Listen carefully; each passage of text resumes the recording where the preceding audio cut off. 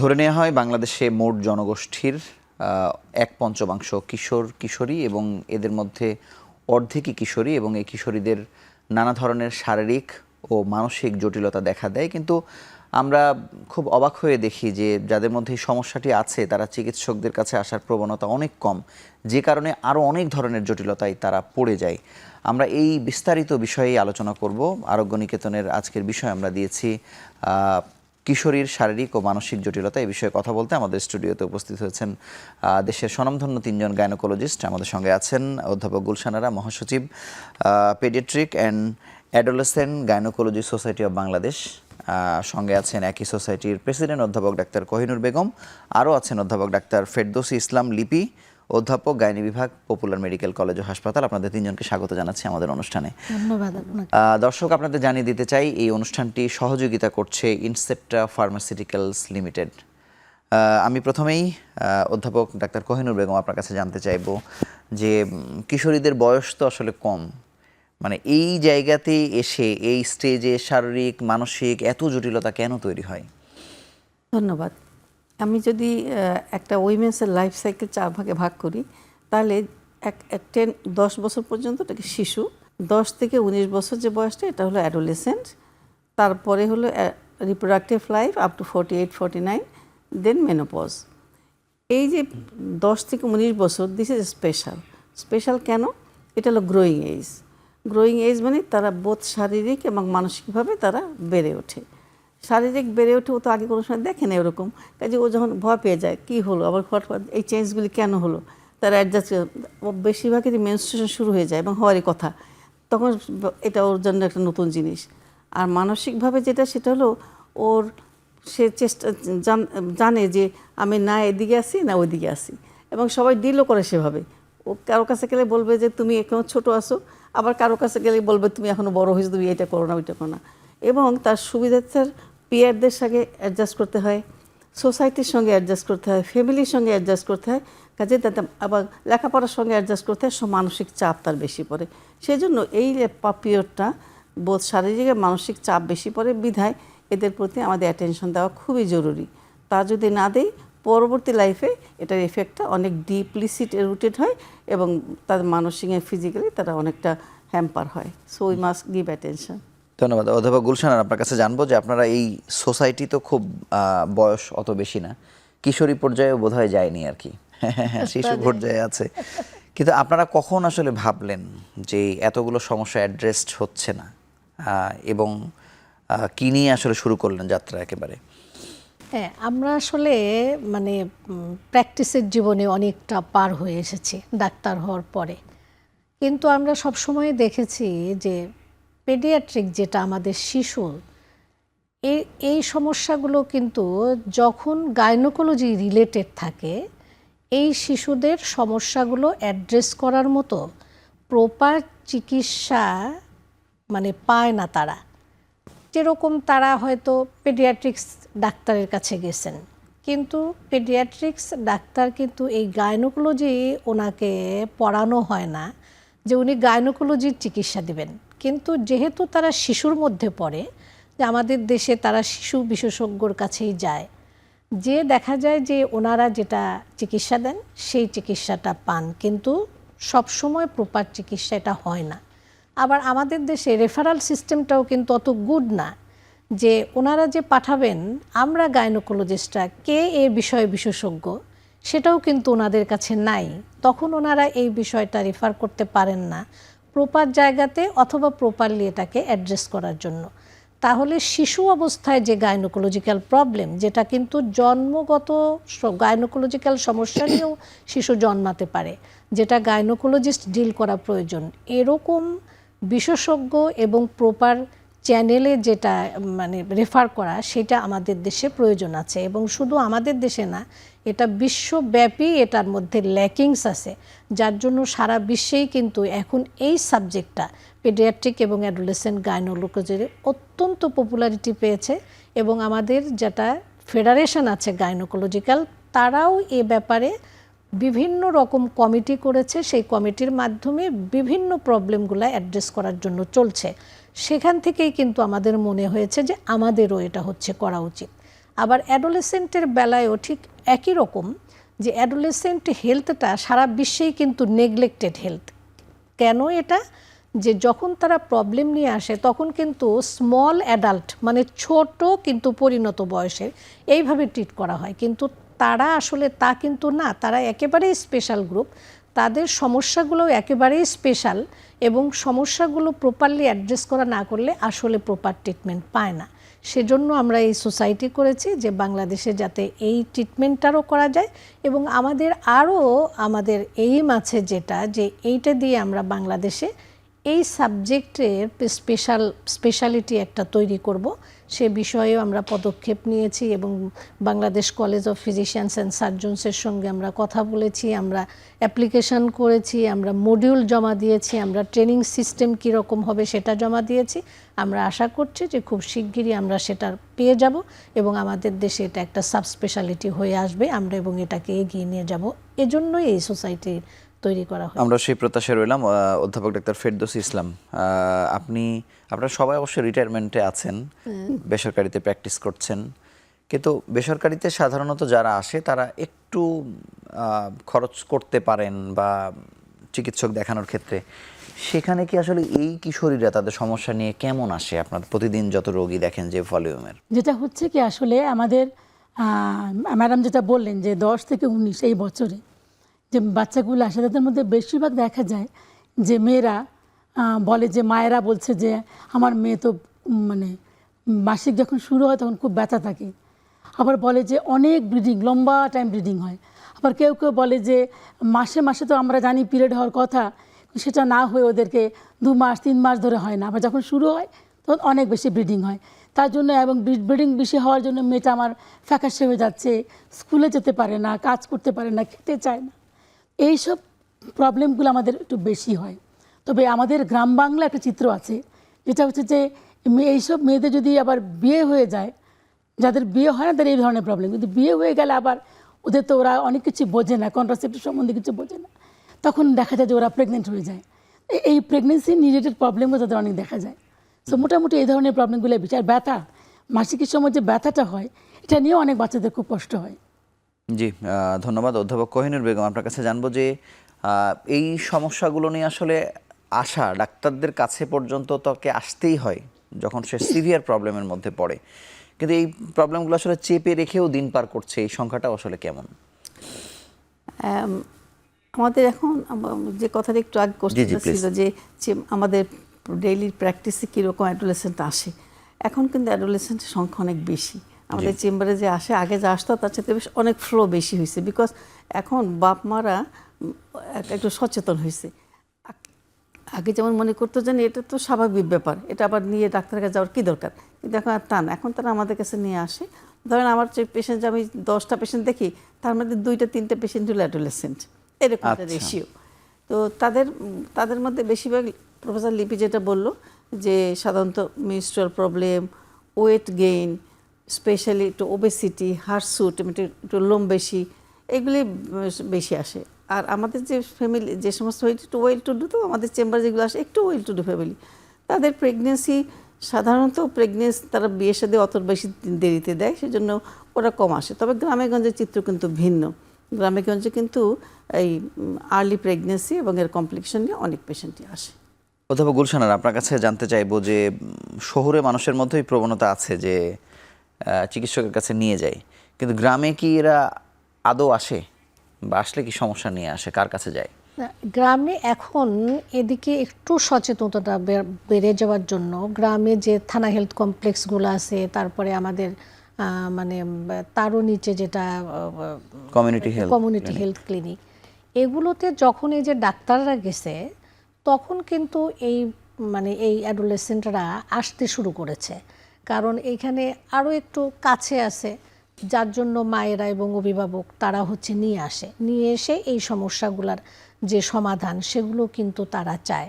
আরেকটা গ্রুপ আছে যারা ধরেন ডাক্তারের কাছে যেতেই পারে না এবং ডাক্তারের কাছে যাওয়ার জন্য তাদের যে খরচটা সেটা নিতে পারে না, সেই গ্রুপ প্রান্তিক যারা, তারা দেখা যায় যে এই জিনিসগুলোকে মনে করে যে এটা তো সহজ একটা জিনিস, অথবা আমাদের দেশে আমরা তো আগে দেখেছি যখন গ্রামে থেকেছি, এই মাসিকের প্রবলেম যখন হয় তখন হচ্ছে নানান রকম গাছান্তর, এই ওষুধ সেই ওষুধ এগুলো খায়।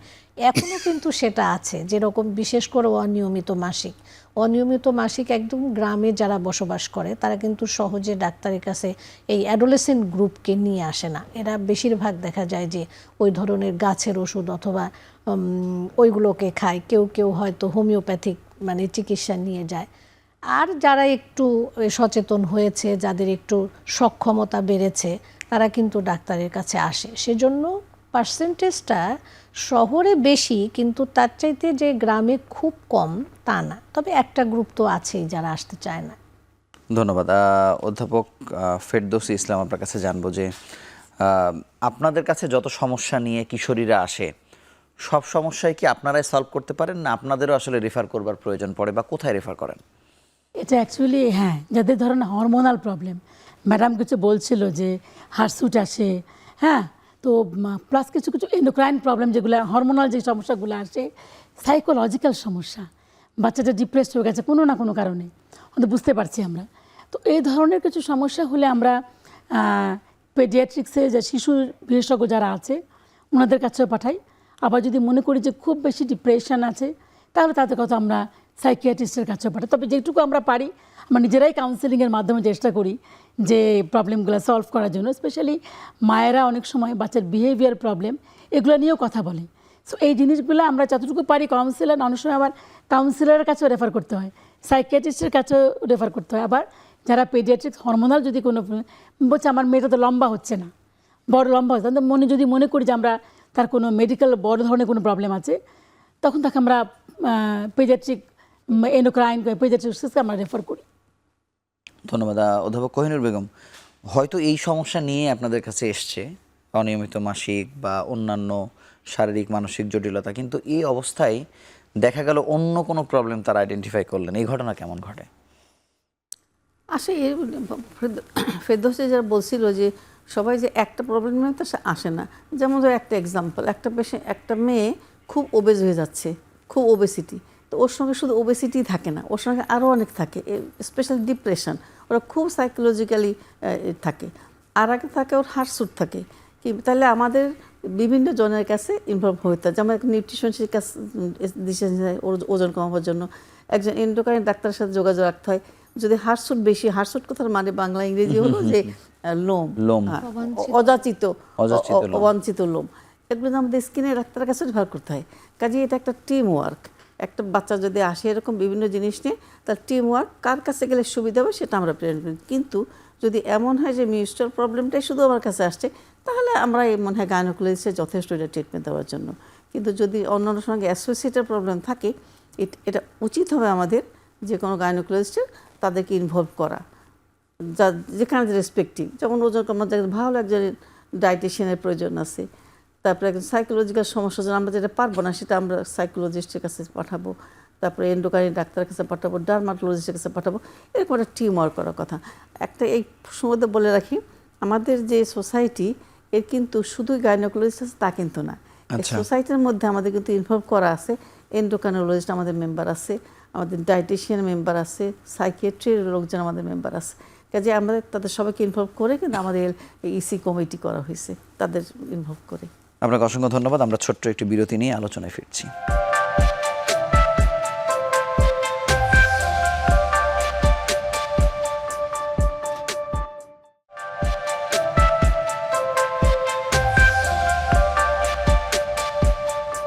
অধ্যাপক গুলশানার, আপনার কাছে জানবো যে কথাটি আপনারা বলার চেষ্টা করছেন যে এই এরিয়াতে কিশোরীদেরকে যারা দেখবে তাদের ওরিয়েন্টেশনটা কম, কিন্তু আপনারা দেখতে গিয়েও আপনাদের কাছে কি মনে হয়েছে যে আপনাদেরও কোন কোন জায়গাতে আসলে গ্যাপ আছে? মানে যেই গ্যাপটা ফিল আপ করার জন্য আপনারা মডিউলের কথা বলছেন, সাব স্পেশালিটির কথা বলছেন, নাকি একজন গাইনোকোলজিস্ট হলেই এই সব প্রবলেম সলভ করতে পারবে, আর কি তাকে জানাতে চান? না, একদম আসলে কিন্তু তা না যে গাইনোকোলজিস্ট হলেই এই ব্যাপারটা জানবে। কারণ ফিজিশিয়ানের নলেজ গ্যাপ, ফিজিশিয়ানের প্র্যাকটিস গ্যাপ, এটা কিন্তু বিশ্বব্যাপী স্বীকৃত। আমি ফিজিশিয়ান হয়েছি বলেই যে আমি সব কিছু জানি তা কিন্তু না। এই অ্যাডোলেসেন্টের যে সমস্যাগুলো, সে সমস্যাগুলো কিন্তু একদম প্রাথমিক অবস্থার থেকে, যেরকম এক্সামিনেশন, কিভাবে তাকে পরীক্ষা করতে হবে, পরীক্ষাটা কিন্তু একদম আলাদা। আমরা অ্যাডাল্ট যেভাবে এক্সামিনেশন করি, একজন কিশোরীকে কিন্তু সেভাবে এক্সামিনেশন করা যাবে না। আবার এক্সামিনেশনের যে পূর্ব শর্তটা, সেই কাউন্সিলিং, তাকে ইনফরমেশন জানানো, এটাও কিন্তু আলাদা একটা সাবজেক্ট। যে আমি ইচ্ছা করলেই যে একজন মানে এক্সামিনেশনের যে উদ্দেশ্যটা, সেই উদ্দেশ্য যে আমি গোলে পৌঁছাতে পারবো তা কিন্তু না। আমি যদি প্রপারলি নলেজ না থাকে যে আমার কি তাকে বলে নিতে হবে, সে কিভাবে আমার এটা এক্সামিনেশনটাকে অ্যাকসেপ্ট করবে, আমি কিভাবে করব, তখন কিন্তু গোলে পৌঁছাতে হবে। অতএব আমাদের এটাই কিন্তু সমস্যা না, অথবা ছোট মনে করারও কিছু নাই যে ওই বিষয়ে আমার হচ্ছে নলেজ কম আছে। অবশ্যই এটা ফিজিশিয়ানদের নলেজ গ্যাপ আছে, প্র্যাকটিসে গ্যাপ আছে। এটা জানানো প্রয়োজন বলেই কিন্তু এই সাবজেক্টটাকে স্পেশাল সাবজেক্ট হিসাবে হচ্ছে করতে হবে। আমি এবং ওই জায়গাতেই speciality তৈরি আপনার কাছে জানতে চাচ্ছি যে ওই গ্যাপটা সুনির্দিষ্টভাবে কিছু বলার আছে যে এই জায়গাতে আপনারা গ্যাপ ফিল হ্যাঁ, করছেন? সুনির্দিষ্ট গ্যাপ এটা আছে, এটা আছে, এবং সেইটার জন্যই আমরা কিন্তু কলেজ অফ ফিজিশিয়ানস এবং সার্জনসে যে আমরা মডিউল জমা দিয়েছি, সে মডিউলটাতে কিন্তু আমাদের যে শুধু টপিক আছে, থিওরি আছে তা কিন্তু না, প্র্যাকটিক্যাল কি আছে সেটাও হচ্ছে প্রপোজাল দেওয়া আছে, ট্রেনিং কত দিনের হবে সেটাও প্রপোজাল দেওয়া আছে, এবং সেই ট্রেনিংগুলো কত বছরের হবে যদি ফেলোশিপ পাইতে চায় অথবা মেম্বারশিপ পাইতে চায়, সে বিষয়েও বলা আছে। এবং এটা ডিফাইন করা, এটা একদম যে ডিফাইন না তা না, একটা স্পেশাল সাবজেক্ট হওয়ার জন্য ডিফাইন করা আছে যে একজন ফিজিশিয়ানকে কত দূর জানতে হবে এবং এই গাইনোকোলজিস্টকে কত দূর জানতে আমি অধ্যাপক কোহিনুর বেগম আপনার কাছে, মানে ম্যাডাম যেটা বলছেন যে কতদিন কি থাকবে, আমি তথ্যটা জানতে চাচ্ছি যে ওই গ্যাপটা কি আপনারা ফিল করছেন? না, গ্যাপের মধ্যে প্রথম হলো তো এরা তো আসে, বাবা মা কাউকে সঙ্গে নিয়ে আসে, কারণ ওদের তো অতটা মেচুরিটি হয় না, আমি যেভাবে নিব বলবো বুঝবে না। কাজে প্রথমে হলো দে নিড কাউন্সিলিং। আমি যে একটা পেশেন্টকে, একটা অ্যাডোলেসেন্টকে দেখবো, ও একলা আসলে চলবে না, তার প্যারেন্টসটার সঙ্গে আসতে হবে, জি। এটা একটা ইম্পর্টেন্ট। জি। এবং যে কোনো জিজ্ঞেস করি বা ট্রিটমেন্ট দিই বা এক্সামিন করি, তার আগে উই নিড কাউন্সিলিং, বলতে হবে তাকে ইন ডিটেল যে আমি এটার পরে তোমাকে এটা করতে যাচ্ছি। প্রফেসর গুলশান যেটা বলছি যে ওদের যখন আমরা এক্সামিনেশনে যাব, তখন আমাদের এক্সপার্টিস হইতে হবে। ওদের এক্সামিনেশন অ্যাডাল্টের এক্সামিনেশন এক না, বিকজ ও তো এক্সপোজ না, ও অভ্যস্ত না। কাজে ওকে যেমন অন্যকে, ঠিক আছে তুমি অ্যাবডোমেনের কাপড় খোলো, আমি তোমার পেটটা দেখি, ও তো সেভাবে অভ্যস্ত না। কাজে সেগুলো করতে গেলে ওকে আমাকে আগে কাউন্সিলিং বুঝে বলতে হবে তাকে, এবং ওর বাবা মাকেও আমাকে বুঝে বলতে হবে যে I am going to do, আমি এটা করতে যাচ্ছি। এটা তো খুব ইম্পর্টেন্ট ব্যাপার।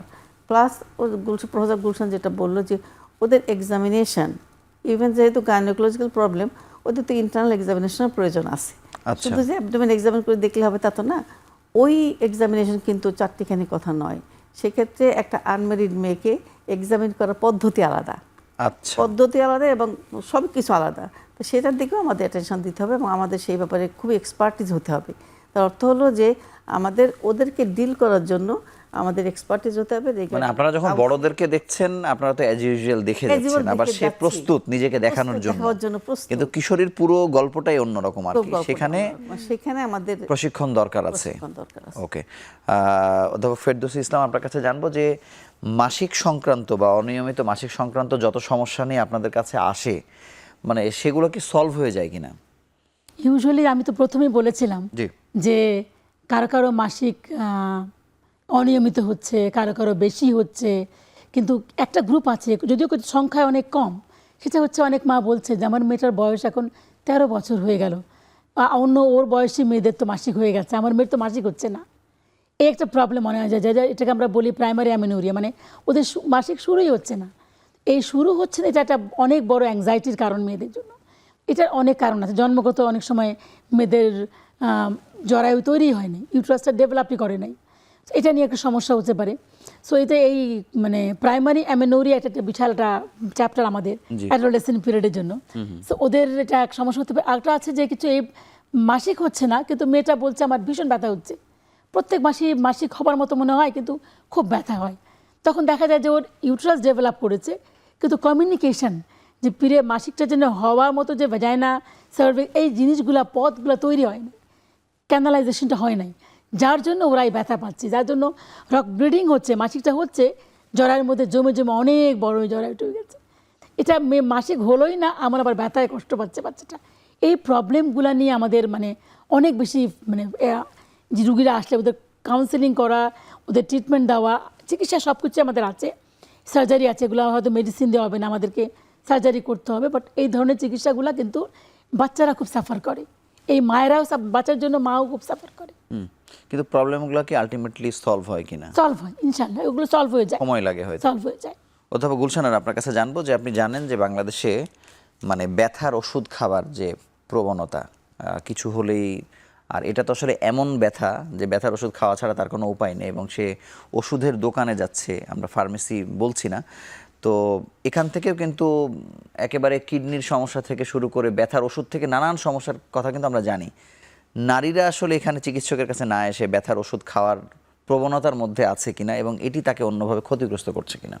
হ্যাঁ, এটা আছে আমাদের দেশে, যে ব্যথা হইলেই ব্যথার ওষুধ মানে দোকান থেকে কিনে নিয়ে যে খেয়ে নিল। যেহেতু আমাদের দেশে প্রেসক্রিপশন মাস্ট ওষুধ নেওয়ার এটা নাই, আবার ওটিসি সিস্টেমের যে ওষুধগুলো যেগুলো দিবে সেগুলোও কিন্তু ওইভাবে ডিফাইন করা নাই। মানে আর ফার্মেসিতে তো যে দেখেছেন যে কোনোটাই মডেল ফার্মেসির সংখ্যা কিন্তু খুবই মানে কম। মডেল ফার্মেসিও এখন ফার্মেসি হতে পারেনি, হতে এটা পারে ওষুধের নাই। দোকানই আছে। কারণ দোকানই ওখানে আছে। মানে মূল যে বিষয় ছিল যে একজন গ্র্যাজুয়েট ফার্মাসিস্ট থাকবে, সেটি আসলে নাই, সেটা নাই। বা তাদেরকে রাখতে পারা যায়নি বা রাখার পদ্ধতিও তৈরি করা হয়নি। তৈরি হয়নি। সেজন্য হচ্ছে যে দোকানে যে কোনো ওষুধ ইভেন লেখাও লাগে না, চাইলেই আমাকে এই ওষুধ দেন, সেটা হয়তো নিয়ে নিল। এখন এই ওষুধগুলো দীর্ঘদিন যাবৎ ব্যথার ওষুধের সমস্যা আছে, ব্যথার ওষুধের টাইপ আছে, ধরন আছে, ব্যথার ওষুধ কোনটা কোন জায়গায় ইউজ করা যাবে এটার ডেফিনিট ইন্ডিকেশন আছে, সেটা সে না জেনেই হয়তো একদিন দেখেছে যে এই ব্যথার ওষুধ মা খায়, কি একদিন দেখেছে ব্যথার ওষুধটা বাবা খায়, আমি একটু খাইলাম, অথবা সেটাই নিয়ে এসে দিল। গার্জেনরাও কিন্তু অনেক সময় এরকম এনে দেয়, আর তার যে এটার যে অসুবিধাগুলো সেটাকে কিন্তু ভুগতে পারে। তো মেয়েদের এই যে মাসিকের সময় যে ব্যথা, এই ব্যথার ওষুধ তারা হচ্ছে এই ধরনের খেতে পারে বাজার থেকে নিয়ে এসে, যেটা তার হচ্ছে খাওয়া উচিত না। এই মাসিকের ব্যথার ওষুধও কিন্তু বলা আছে যে এই ওষুধ খেতে পারবে। সেই ওষুধগুলো যদি সে ডেফিনিট করে কেনে, অথবা সেই ওষুধগুলো যদি প্রেসক্রিপশনের মাধ্যমে কেনে, তাহলে দেখা যাবে যে সে এমন ওষুধ থেকে নিজেকে মুক্ত রাখতে পারবে যেগুলো কিডনির সমস্যা করবে অথবা অন্য সমস্যা করবে না। এই জন্য কিশোরীর পেটের ব্যথা হোক আর যাই হোক, আমাদের দেশে প্রবণতা আছে খাওয়ার, কিন্তু এটাকে অবশ্যই মানে বন্ধ করতে হবে। যারা সচেতন অথবা সচেতন না, আর আমাদের দায়িত্ব সচেতন করে তোলা এই ব্যাপারে, যে তারা যেন এই ব্যাপারে সচেতন হয় যে কোনো ওষুধ খাওয়া ঠিক না। এটা ডাক্তারের কাছে যাবে, ডাক্তারের প্রেসক্রিপশন নিবে, কতদিন খেতে বলেছে সেভাবে নিবে। তার যদি সমস্যা থাকে, সমস্যা যদি না যায়, তাহলে সে আবার আসবে, আবার এসে হচ্ছে রিভিউ করতে পারে যে এই ওষুধে কাজ হবে নাকি আরও এডিশনাল কিছু লাগবে, অথবা চেঞ্জ করতে পারবে। এই ব্যাপারে এইভাবেই চিকিৎসা নেওয়া উচিত। নইলে কিন্তু ব্যথা তো হয়, মাসিকে ব্যথা অল্প বেশি এরকম কিন্তু হয়, যে অনেকের আছে অল্প হয়, অনেকের আছে বেশি হয়। তো এই জন্য কোন সময়ে কোনটা খেতে হবে এটা প্রেসক্রিপশন অনুযায়ী খাওয়া উচিত। তাহলে সে তার কিডনি জটিলতা, শুধু কিডনি না, সব বিষয়েই এটা জটিলতা করতে পারে, লিভারের জটিলতা করতে পারে, হার্টের জটিলতা করতে পারে। সে বিষয়কে এড়িয়ে চলতে হলে ডাক্তারের প্রেসক্রিপশন অনুযায়ী খেতে হবে। আপনাকে অসংখ্য ধন্যবাদ। আমরা আরও একটি ছোট্ট বিরতি নিয়ে আলোচনায় ফিরছি।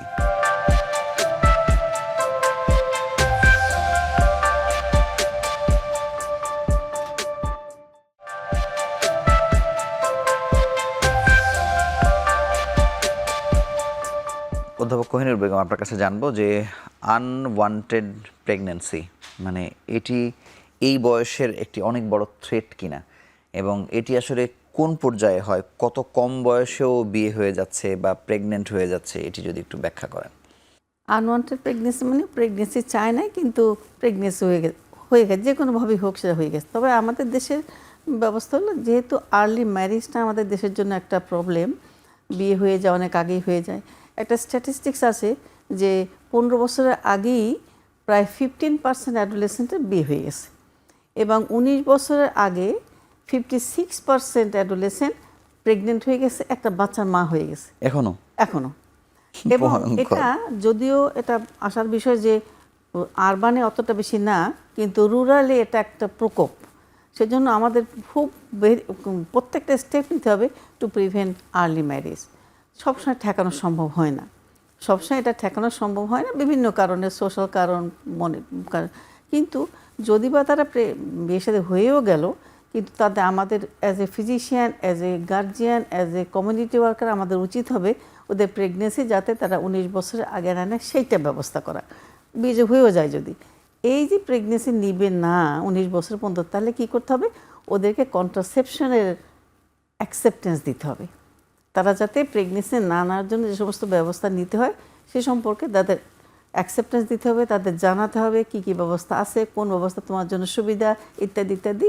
শুধু মেয়েটাকে বললে চলবে না, তার হাজব্যান্ড, তার ফ্যামিলি মেম্বার সবাইকে আমাদের কন্ট্রাসেপশন সম্পর্কে বলতে হবে, যেন 19 বছর প্রেগনেন্সি না। এত বছর ধরে যে এনজিও কর্মীরা কাজ করলো গ্রামে গঞ্জে, কতটুকু সফল হলো?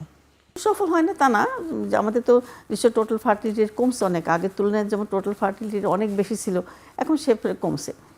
এখন যেটা বলি যে আমাদের বাংলাদেশ, আমি জানি না বাংলাদেশ গভর্নমেন্টের এরকম একটা আমি যেটা শুনছি যে অ্যাডোলেসেন্টদের ইসে গিয়ে মানে যেখানে ফ্যামিলি প্ল্যানিং মেথড দেয় সেখানে তাদের যেতে পারে না, তারা তাদের যাওয়া নিষেধ। ইভেন ম্যারিড কাপল যারা, তাদেরও ওখানে যাওয়া মানে লিমিটেড। এটা তো হতে পারে। কেন লিমিটেড? মানে হয় কাস্টম, সোশ্যাল কাস্টম, যে আর হয়তো ইসে বেড়ে যাবে, প্রমিসকিউটি বেড়ে যাবে, সেটা হতে পারে একটা ব্যাপারটা। তো যাই কিছু হোক না কেন, এটা তাদের অ্যাভেলেবেল করার দরকার, খুবই প্রয়োজন। বিকজ যে যাই হোক সে ম্যারিড, আমি ম্যারিডদের কথাই বলবো, আনম্যারিডদের কথা বলছি না এখানে, কিন্তু তাদের এই ফ্যামিলি প্ল্যানিং যাতে অ্যাকসেপ্টেন্স হয়, সেটা অ্যাভেলেবল হয়, সে ব্যাপারে তাদের মানে ফ্যামিলি প্ল্যানিংটা একটু অন্য চোখেও দেখা হয়, অন্য চোখে দেখা হয়। এদের অন্য চোখে দেখা হয়, তারা হয়তো ভাবে যে 18 বছর নিচে বিয়ে শাদী হয় না, ওদের আবার কন্ট্রাসেপশন অ্যাডভাইস হলে তারা প্রমিসকিউটি বেড়ে যাবে, হয়তো সেই জন্য হয় না। কিন্তু তবুও আমি বলি যে এদের জন্য কন্ট্রাসেপশন অ্যাভেলেবল করাটা খুবই জরুরি। তাহলে হয়তো আমরা আনওয়ান্টেড প্রেগনেন্সি ঠেকাতে পারবো। বিকজ এদের আনওয়ান্টেড প্রেগনেন্সি মানেই হলো জটিলতা, কারণ ও তো নিজেই একটা বাচ্চা, সে নিজেই একজন ছোট মানুষ, ওটা প্রেগনেন্সি, সেইটার কমপ্লিকেশন বেশি, ডেলিভারি কম সময় কমপ্লিকেশন বেশি, এবং বাচ্চা ডেলিভারির পরেও কিন্তু কমপ্লিকেশন অনেক বেশি, যেগুলি ঠেকাবার জন্য আমাদের কন্ট্রাসেপশনের দিকে যাওয়া। অধ্যাপক ফেরদৌসী ইসলাম, আপনার কাছে জানবো যে কেন এই আনওয়ান্টেড প্রেগনেন্সি বা আর্লি ম্যারেজ যে 56% পর্যন্ত, এগুলোর কারণগুলো আপনার কাছে কি মনে হয়, কি কি কারণে এসব হচ্ছে? অ্যাডোলেসেন্ট আসলে একটা হচ্ছে বৈধ প্রেগনেন্সি, একটা হচ্ছে অবৈধ প্রেগনেন্সি। মানে এই বৈধ প্রেগনেন্সি আমাদের বেশিটা হচ্ছে, বৈধ প্রেগনেন্সি যেগুলো হচ্ছে এগুলো গ্রাম বাংলার দিকে বেশি হয়। মায়েরা মেয়েদেরকে নিয়ে খুব সিকিউরড ফিল করে না, সো যার জন্য দেখা যাচ্ছে যে এই বৈধ প্রেগনেন্সি যখন হয় তখন তো তাদের বিয়ে দিয়েছে, আর গ্রাম বাংলায় বেশিরভাগ চায় যে প্রেগনেন্সিগুলো ওরা চাচ্ছে যে আমার ছেলে এখন আমার বিয়ে বাচ্চা হোক, তা সেটাতে কোনো সমস্যা হয় না। কিন্তু অবৈধ যখন হয় তখন কিন্তু মায়েরা এই মেয়েগুলোকে নিয়ে অনেক বিপদে পড়ে। সো যার জন্য ওদের জন্য আসলে যদিও সরকারিভাবে কিন্তু আমাদের ওয়ান স্টপ ক্রাইসিস সেন্টার আছে, সেখানে এই অবৈধ যাদের মেয়েদেরকে প্রেগনেন্সি হয়ে যাচ্ছে ওদের জন্য আমরা মানে সরকারিভাবেও তো আমাদের কিন্তু ইয়ে আছে, তারপরে ওরা মায়েরা লজ্জা পায়, সহজে আসতে চায় না। প্রবাসী যারা, জি প্রবাসীর বাইরে যারা থাকেন, দেশে বিয়ে করে চলে যাচ্ছেন, এটিও কোনো কারণের মধ্যে পড়ে কিনা? এই জি জি জি, এটা অবশ্যই। যা বেশিরভাগ যেটা হয় আসলে প্রবাসে যারা যাচ্ছে এদের মধ্যে একটা বড় গ্রুপ আছে যে ইয়াং ছেলে ওরা যাচ্ছে, এবং এরা করে কি ওই যাওয়ার আগে বিয়ে করে যায়, তো ওরা ফ্যামিলি সলভেন্ট হয়ে যায়, সো ওরা এই খুব তাড়াতাড়ি বিয়ে করতে চায়, এবং বিয়ে করলেই হলো না, আবার একটা বাচ্চা নিতে হবে, সেজন্য এদের মধ্যেই দেখা যায় যে বিয়ে হয়েছে, ওরা 2 বছর বিয়ে হয়েছে, হয়তো 2 মাস 3 মাস সে দেশে এসছে, কিন্তু এর মধ্যে যদি 3 মাসের মধ্যে বাচ্চা কনসিভ করলো না, আমাদের কাছে চলে আসে যে আমার বউর কেন বাচ্চা হচ্ছে না। হ্যাঁ, কিন্তু আমি এরকম একটা পেশেন্ট পেয়েছিলাম যে মেয়েটার বিয়ে হয়েছিল 12 বছর বয়সে বিয়ে হয়েছে, 14 বছর বয়সে আমার চেম্বারে এসছে, হাজব্যান্ড নিয়ে আসছে, বলছে যে আমার ওয়াইফের তো 2 বছর হলে বিয়ে হয়েছে, বাচ্চা হচ্ছে না। চিন্তা করেন, 14 বছর বয়সের বিয়ে হওয়ারই কথা না, সেখানে ইনফার্টিলিটি মানে বাচ্চা হচ্ছে না কেন, সেজন্য আমাদের কাছে চলে আসছে। তো এই জিনিসটা কিন্তু সামাজিক আমাদের কিন্তু অ্যাওয়ারনেসটা নাই যে এইটুকু বাচ্চা যখন প্রেগনেন্ট হবে ওর যে কত রকম প্রবলেম হচ্ছে। বাল্য বিবাহ নিয়ে অ্যাওয়ারনেসের আসলে অভাবও নাই, কিন্তু মানুষ এটা রিসিভ করে না। অধ্যাপক গুলশানারা, আপনার কাছে জানতে চাইবো যে ফ্যামিলি আসলে যখন থেকে শুরু হবার কথা 18 বা 19, এই 18-19 ফ্যামিলি কমপ্লিটও করে ফেলছে কিনা মানুষ, এবং কত ঘন ঘন বাচ্চা নিচ্ছে সেটিও আসলে আমাদেরকে অনেক বেশি ভোগাচ্ছে কিনা। হ্যাঁ, এটা তো আসলে অনেক বেশি ভোগাচ্ছে। যে আমি এই কথাটা যেটা বলতে চাচ্ছি, বাল্য বিবাহর যে ব্যাপারটি, সচেতনতা যতই থাক, ল যদি না থাকে True. তাহলে কিন্তু আপনি এটা করতে পারবেন না। দেখেন খুব রিসেন্টলি হচ্ছে কলম্বো কি খুব ডেভেলপড, কলম্বো কি অনেক অ্যাওয়ার্ড, কলম্বো কি অনেক শিক্ষিত, কিন্তু তারা ল পাস করেছে যে 20 বছরের আগে বিবাহ দেয়া যাবে না, 20 বছরের পরে হচ্ছে তাদের বিবাহ দিতে হবে, এবং তার আগে তারা মানে যে বার্থ রেজিস্ট্রেশন যেটা সেটাকে তারা কঠিনভাবে মেনটেন করছে, যে কেউ ওইটাকে ইয়েও করতে পারবে না। কিন্তু আমাদের দেশে বার্থ রেজিস্ট্রেশন জন্মের পর থেকে তো শুরু হয়, সবার জন্ম 31/12/1988, এটা 31/12/2006, মানে 2 বছর এদিক সেদিক করে আর কি। এরকম করে। তারপরে দেখেন ওটা হচ্ছে যে এই বিবাহের একটা আইন পাশ করেছে, তার মধ্যে আবার একটা বড় ফাঁক রেখে দিয়েছে যে প্রয়োজনে বিশেষ প্রয়োজনে বিয়ে দেওয়া যাবে। বিশেষ প্রয়োজনের তো শেষ নাই, বিশেষ প্রয়োজন ডিফাইন করা না, বিশেষ প্রয়োজনের শেষ কি নেই। বিশেষ প্রয়োজন। সবই বিশেষ। এজন্য সচেতনতা যতই থাক, যদি ল না থাকে তাহলে কিন্তু এই বাল্য বিবাহটা কমানো Law কি যাবে না, নাই? করা যাবে না। কারণ এই যে ফাঁকফোকর আছে। এইটা ফাঁকফোকর আছে, লয়ের মধ্যে বড় ফাঁকফোকর হচ্ছে ওইটা বিশেষ প্রয়োজন। সেটা বিশেষ প্রয়োজন, মেয়ের বিয়ে কিন্তু আসলে বিশেষ প্রয়োজন, কারণ এটা একটা বিশেষ একটা ব্যাপার। ইভেন্ট। এই বিশেষ ইভেন্টের জন্য বিশেষ প্রয়োজন দাঁড় করানো কিন্তু মানে কঠিন কিছু না। আর আমাদের দেশে যেটা বলছেন যে অ্যাডোলেসেন্টদের জন্য যেরকম আনপ্ল্যান্ড প্রেগন্যান্সি আছে, ঠিক সেই রকম রিপিট প্রেগন্যান্সি আছে। True. 2 বছরের মধ্যে দেখা যায় যে তারা হচ্ছে আরেকবার কনসিভ করে ফেলে। 2 বছরের কমেও আছে। 2 বছরের কমেও আছে, 2 বছরের মধ্যে জি। যে আবার কনসিভ করে ফেলছে। এই জন্য হচ্ছে যে আমাদের দেশে যে এই যে মানে কন্ট্রাসেপশনের যে বিষয়টি, কন্ট্রাসেপশনের অ্যাক্সেস নিয়ে তাদের মধ্যে সমস্যা আছে। আমাদের কিন্তু ল আছে যে 18 বছরের নিচে, ম্যারিড আনম্যারিড বলা নাই, কিন্তু 18 বছরের নিচে কেউ ওইখানে মানে কন্ট্রাসেপশনের মানে মেথড ব্যবহার করতে এটা পারবে না। নিতে পারবে না। এটা আছে আমাদের দেশে, কিন্তু এদের মধ্যে আপনি 18 বছরের মধ্যে তো 54% বিয়ে হচ্ছে, তাইলে তাকে আপনি বলেন তো নাই যে ম্যারিডরা যেতে পারবে।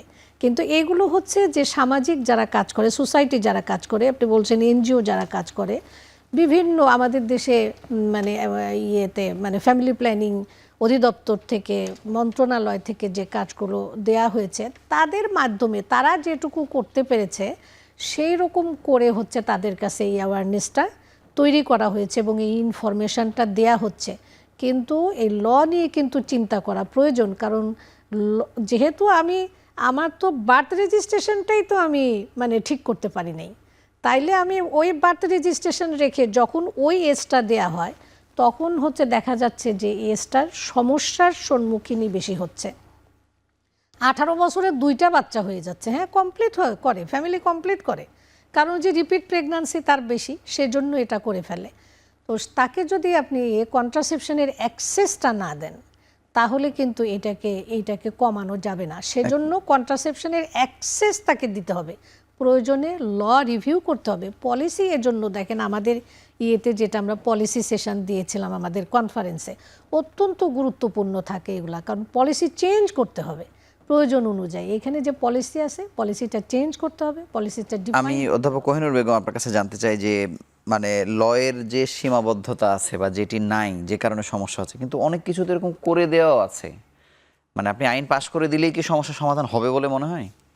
কতটা হয়? অনেক কিছুতে তো এরকম আইন কানুন করা আছে, মানুষ তো এগুলো নিয়ে পাস করা আছে এবং হয় না, আসলে ইমপ্লিমেন্টেশন হয় না। আইন নাই করা তো। আছে, ইমপ্লিমেন্ট না হওয়ার পিছনে অনেক যুক্তি আছে।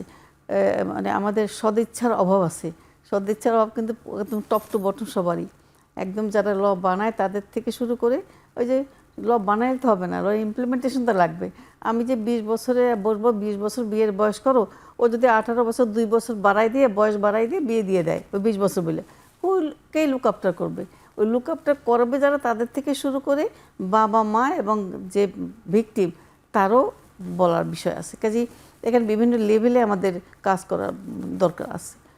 সবচেয়ে বড় কথা হলো আমাদের ওরিয়েন্টেশনের প্রয়োজন, তাদের কাছে অ্যাওয়ারনেসের প্রয়োজন যে এটা সবসময় আইন দিয়ে হবে না, সবসময় আইন দিয়ে হবে না। যেমন আমি যদি বাবা মাকে এবং কিশোরীকে বুঝিয়ে বলতে না পারি, ওর মধ্যে আমি সেন্স তৈরি করতে না পারি যে তুমি এখন যদি তোমার বিয়ে হয় তোমার এই সমস্যা হবে, এই কথাটা যে ওই বাচ্চাটাকে বা বাচ্চার বাবা মাকে যতক্ষণ বা ইনমেট যারা আছে ওদেরকে না বুঝে বলতে পারতো ততক্ষণ আমাদের আইন ইমপ্লিমেন্টেশন করা খুব কঠিন হয়ে যাবে, কঠিন হবে। ধন্যবাদ। অধ্যাপক ফেরদৌসী ইসলাম, আপনার কাছে জানবো যে লিগ্যাল ইললিগ্যাল যেভাবেই ব্যাখ্যা করেন না কেন, অ্যাবর্শনের ক্ষেত্রে আমাদের কিশোরীরা বিশেষ করে অনেক ক্ষেত্রে বড়রাও মানে কোন ভুলগুলো করে যেটি তার জীবন নাশের কারণও হয়ে যায় অনেক ক্ষেত্রে? এখন যেটা হচ্ছে আর কি, যে যখন প্রেগনেন্সি নিয়ে আমাদের কাছে আসে ওদের, এখন মানে তাদের কিছু কিছু specific problem, adolescent pregnancy is a high risk pregnancy, ঝুঁকিপূর্ণ মানে প্রেগনেন্সি হয় ওদের। এদের বেলা দেখা যায় যে প্রেশার অনেক সময় বেড়ে যায়, খুব এদের মধ্যে বেশি যে ঝুঁকিটা বেশি থাকে। আর অনেক সময় দেখা যায় যে ওরা এনিমিক থাকে, বাড়ন্ত শরীর, খাওয়া দাওয়া নেই। প্রেগনেন্সি এনিমিয়া তো আমাদের খুবই প্রবলেম, এবং এদের মধ্যে এই অ্যাডোলেসেন্সে এনিমিয়াটাও অনেক বেশি হয়, রক্তশূন্যতা। এছাড়া হচ্ছে যে বাচ্চা মানে বাড়ে না, বাচ্চার গ্রোথ ঠিকমতো হচ্ছে না। তারপরে হচ্ছে যে কিছু খুব কম সংখ্যক হলেও ডায়াবেটিস, জুভেনাইল ডায়াবেটিস, এটা একটা প্রবলেম, কিন্তু এটা সংখ্যা খুব বেশি না। আর তবে এছাড়াও ধরেন প্রেগনেন্সি, ইউটিআই, প্রিম্যাচিওর লেবার, পানি ভেঙে যাওয়া, হ্যাঁ, আগে প্রসব ব্যথা উঠে যাওয়া, হ্যাঁ। তবে ঝুঁকিপূর্ণ বেশি হচ্ছে যে প্রেশার বেড়ে গেলে মায়েদের মধ্যে, যে আপনারা নাম শুনেছেন যে এক্লেমশিয়া, খিঁচুনি হয়, প্রেগনেন্সিতে খিঁচুনি হয়। এই ঝুঁকিপূর্ণটা এক্লেমশিয়া হলে তো ওদের মর্টালিটি অনেক হাই হয়ে যায়। আর যদি বাচ্চা আইউজিআর হয়, আইউডিও হয়ে যায়, তাহলে এইসব বাচ্চাগুলোকে এদের মধ্যেও মর্টালিটি অনেক বেশি হয়ে যায়। সো এই জিনিসগুলো নিয়ে আসলে প্রেগনেন্সিতে ওরা যদি নিয়মিত ডাক্তার না দেখাতে আসে তাহলে কিন্তু এই ঝুঁকিতে ওদের মায়েদের জীবন মৃত্যুর ঝুঁকি অনেক বেশি বেড়ে যায়। আপনাকে ধন্যবাদ। আমরা শেষ বিরতি নিয়ে আলোচনায় ফিরছি।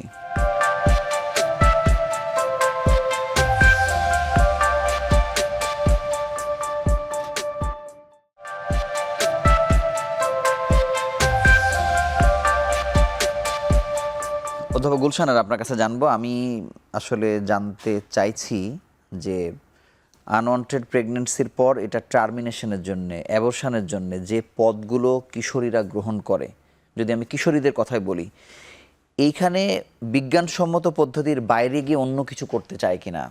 ওষুধের দোকান থেকে কোনো একটা কিছু কিনে ফেলছে, অন্যভাবে খোঁচাখুচি করছে, সন্তান ক্ষতিগ্রস্ত হচ্ছে, মা ক্ষতিগ্রস্ত হচ্ছে, এই জায়গার সিনারিওটা কেমন? এই সিনারিওটাও কিন্তু খুবই ভয়াবহ। কারণ এটার থেকে বাংলাদেশে যে বিশ্বব্যাপী আছে, আমি বাংলাদেশেরটাই বলি, যে বাংলাদেশে যে ম্যাটার্নাল ডেথ আছে, সেই ম্যাটার্নাল ডেথের একটা বড় অংশ আছে হচ্ছে অ্যাডোলেসেন্ট প্রেগন্যান্সি রিলেটেড ডেথ, এবং অ্যাডোলেসেন্ট প্রেগন্যান্সির সাথে হচ্ছে মানে সেপটিক অ্যাবর্শনের ডেথ রিলেশন, যেটা এটা হচ্ছে আমাদের দেশে বেশি। কিন্তু খুব দুঃখজনক, যেটা আমি একজনের মানে এখানে যেহেতু মানে প্রচারের বিষয়টি আছে সেজন্যই বলছি, দুঃখজনক যেটা, যে আমাদের বাংলাদেশে যে ম্যাটার্নাল ডেথের সার্ভে হয় সেটা কিন্তু অ্যাডোলেসেন্টদের আলাদা করে হচ্ছে না। আপনি দেখবেন যে ডায়াগ্রাম যেটা দিচ্ছে যে এত ম্যাটার্নাল ডেথ হচ্ছে প্রতি বছর, কিন্তু এটা যে কিশোরীদের মধ্যেই বেশি সেটা আলাদা করে মানে দেখানো হচ্ছে না, যে কতজন অ্যাডোলেসেন্ট আমার প্রেগন্যান্ট হলো, তার মধ্যে ডেথ কত, as a whole maternal death দেখানো হয়। আর অ্যাডোলেসেন্টদের যেহেতু আনওয়ান্টেড প্রেগন্যান্সির হার বেশি, সেজন্য কিন্তু এখানে অ্যাবর্শনের রেটও হচ্ছে এর মধ্যে বেশি। এখন ও তো নিজেই অ্যাওয়ার্ড না অ্যাবাউট প্রেগন্যান্সি, অথবা প্রেগন্যান্সি কীভাবে প্রিভেন্ট করতে হয়, সেখানে প্রেগন্যান্সি ম্যানেজমেন্ট সে কী করে জানবে? সে কিন্তু প্রেগন্যান্সি ম্যানেজমেন্টটা জানে না। প্রেগন্যান্সির ম্যানেজমেন্ট তার পুরাই ডিপেন্ড করতে হয় কিন্তু তার অভিভাবকের উপরে, এবং এই অভিভাবকও যদি না জানে যে এটা কোথায় সেফ করে করা যাবে, তাহলে কিন্তু সমস্যায় পড়ে।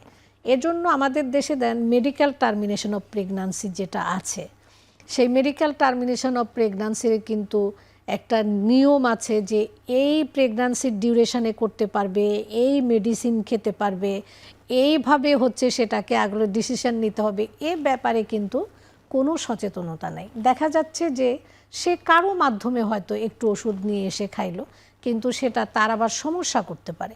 সে সমস্যার মধ্যে সে পড়ে গেলে কিন্তু তার ইভেন মৃত্যু হতে পারে, যে সে যদি দেখে না খায় যে কোথার থেকে এটা খাওয়া যাবে কি না, সেই ডেফিনিট রুলস যেগুলো আছে সেগুলো অনুযায়ী যদি না খায় তাহলে ওটা সমস্যা হয়।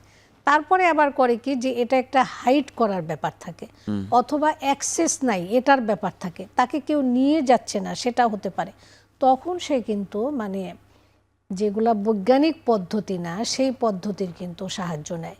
সেই পদ্ধতিগুলো গোপন করতে গিয়ে। সবসময় রিস্কি পদ্ধতি। আবার হয়ে গেল হয়তো একটা অ্যাবর্শন, পোস্ট অ্যাবর্শন কেয়ার বলতে একটা মেডিকেল সায়েন্সের টপিকস আছে, যেটা হচ্ছে ভালোভাবে যদি আমি অ্যাবর্শনের পরে ম্যানেজ করতে না পারি, সেখান থেকেও ইনফেকশন হয়ে তার সেপটিক অ্যাবর্শন হতে পারে। সে সম্বন্ধে সচেতনতা, অথবা সেইটা নিয়ে যদি ডাক্তারের কাছে সে অ্যাটেন্ড না করে, যেরকম আমি একটু উদাহরণ দিয়ে বলি তাহলে বুঝতে পারবে, যে ওষুধটা মেয়েটা খাইলো, হয়তো দেখা গেল যে একটু ব্লিডিং হলো, সে মনে করলো যে তার এটা কমপ্লিট হয়ে গেছে, কিন্তু কমপ্লিট হয় না, ইনকমপ্লিট রয়ে গেছে। ওই ইনকমপ্লিট যে হয়ে গেছে এখান থেকে কিন্তু তার ইনফেকশন হতে পারে, দীর্ঘদিন যাবত হচ্ছে এটা মানে রক্তক্ষরণ হতে পারে। সেগুলাকে যদি সে প্রপারলি না মানে তাহলে কিন্তু সেটা সেপটিক অ্যাবর্শন করে তার মৃত্যু ঘটাতে পারে। তো এই জন্য অ্যাওয়ারনেসও নাই, অ্যাক্সেসও কিন্তু নাই, আপনাদের যে এবং কনফারেন্স বৈজ্ঞানিক হলো, পদ্ধতিও নেয় না। আপনাদের যে ইন্টারন্যাশনাল কনফারেন্স হলো, এই এরিয়াতে আলোচনা কেমন হয়েছে এই অংশে? এই এরিয়াতে আমরা আলোচনা করেছি যে আনওয়ান্টেড প্রেগন্যান্সি মানে অ্যাডোলেসেন্ট প্রেগন্যান্সি নিয়ে আমাদের একটা সেশনই ছিল। আচ্ছা। সেই সেশনে যেরকম বক্তব্য এসেছে সেরকম সেশনে আছে প্যানেল ডিসকাশন। আমরা প্যানেল ডিসকাশন দিয়ে হয়তো 8 জনকে বসায় দিই, 8 জনকে 8টা রকম সমস্যা দিয়ে তাকে বলতে বলা হয়, তখন সেইগুলো তারা হচ্ছে বলে। আমি অধ্যাপক ফেরদৌসী ইসলাম থেকে আসবো বা শেষ করবো আপনার কাছে এসে। অধ্যাপক ফেরদৌসী ইসলাম, আপনার কাছে জানবো যে পুষ্টির প্রসঙ্গটি, কিশোরীদের পুষ্টি কতটা গুরুত্ব পায়? হ্যাঁ, যেটা হচ্ছে আসলে আপনারা জানেন বাংলাদেশের আর্থসামাজিক অবস্থা জানেন আপনারা, যে একটা সমাজে একটা বাড়িতে মায়েরা মেয়ের থেকে ছেলের দিকে নজর দেয় বেশি, যার জন্য মেয়েরা কিন্তু জন্ম থেকে অপুষ্ট।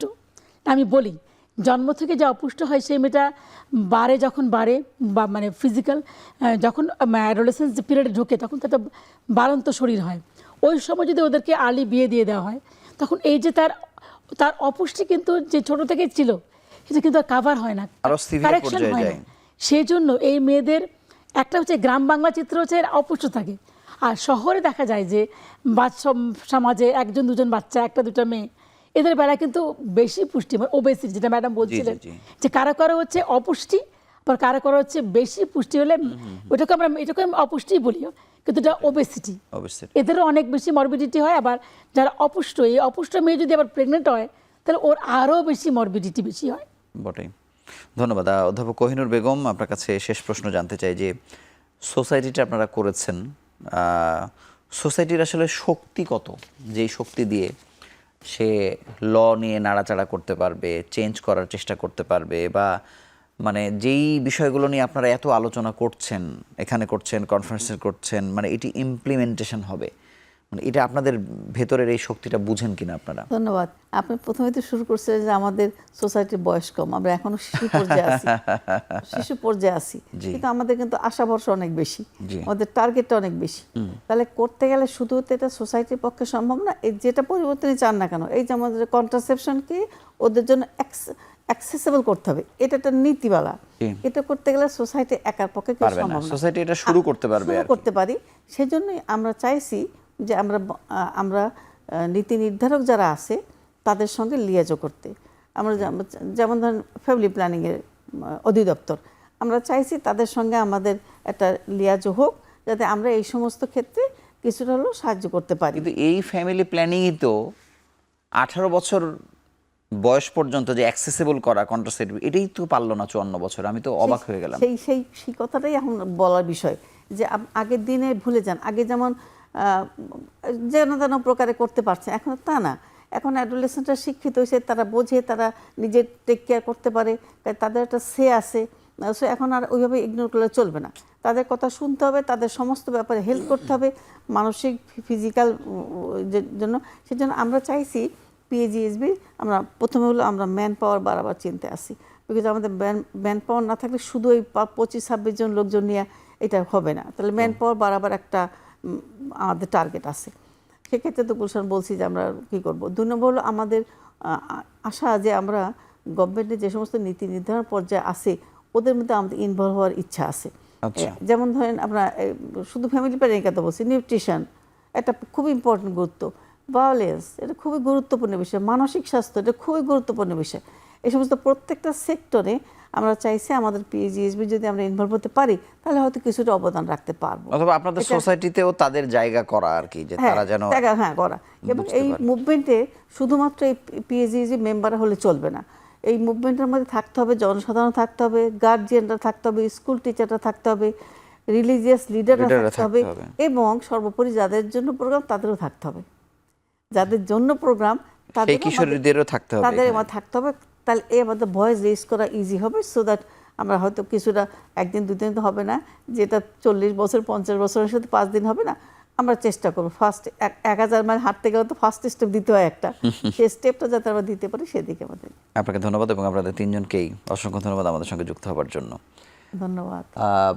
যে বয়সে এত বিপুল সংখ্যক কিশোরীরা আছে, সেই কিশোরীদের সুরক্ষার জন্য অব্যাহতভাবে চেষ্টা হয়েছে, এখন নতুন করে একটি সোসাইটির মাধ্যমে হচ্ছে।